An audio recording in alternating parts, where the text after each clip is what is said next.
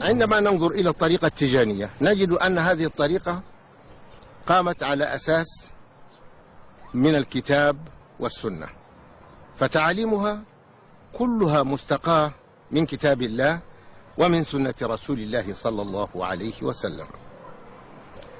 قلنا أنها من كتاب الله ومن سنة رسول الله لأن هذه الطريقة ليس فيها سوى الاستغفار، والله تبارك وتعالى أثبت ذلك في كتابه ودعا إليه عباده، فقلت استغفروا ربكم إنه كان غفارا.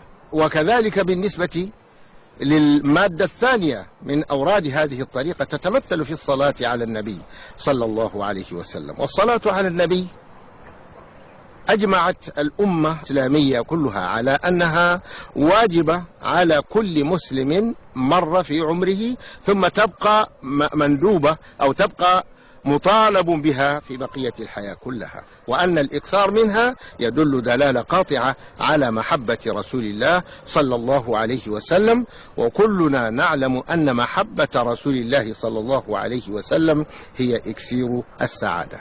في الحقيقة هذا هو الركن الثاني، ركن الصلاة على النبي صلى الله عليه وسلم من أركان أوراد هذه الطريقة. الركن الثالث هو كلمة لا إله إلا الله.